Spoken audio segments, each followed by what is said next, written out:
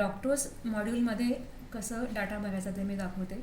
आता ही कल्पना चव्हाण नावाची पेशंट आहे, तर तिचं चेक इन नंबरमध्ये इथे गेले की तिची केस शीट ओपन होईल.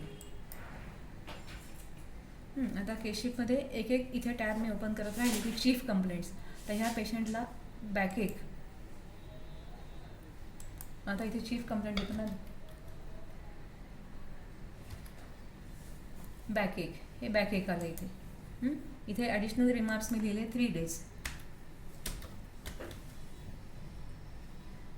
किंवा 1 month लिहिले. Add complaints. मला आणखीन पेशंटला आणखीन एक कंप्लेंट आहे, pain in right leg. Pain, मी पेन सिलेक्ट केलं. इथे तिथे रिमार्क लिहिला की in right leg for 1 month.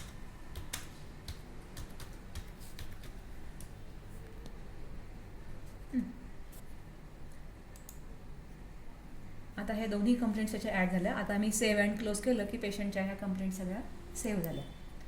पुढची टॅब मी ओपन केली, हिस्ट्री ऑफ प्रेझेंट इलनेस. इथे सगळी हिस्ट्री भरू शकतो आपण.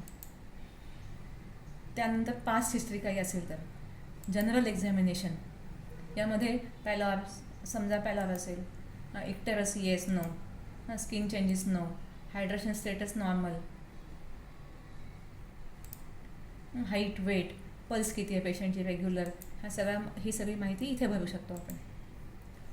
त्यानंतर सिस्टमिक एक्झामिनेशनमध्ये रेस्पिरेटरी सिस्टम वाईज जे काही फाइंडिंग्ज आहेत ते इथे भरायचे. त्यानंतर सगळ्यात महत्त्वाचा पार्ट म्हणजे डायग्नोसिस. आता ह्या पेशंटला आपलं डायग्नोसिस प्रोव्हिजनल आहे का फायनल आहे, त्यानुसार आपण डायग्नोसिस फीड करायचं इथे. प्रोलॅप्स. मला वाटते की ह्या पेशंटला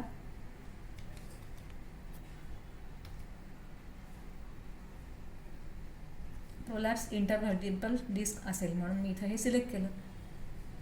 आता डायग्नोसिस टाईप सिलेक्ट करायचा, प्रोव्हिजनल आहे का फायनल. आता हे प्रोव्हिजनल आहे.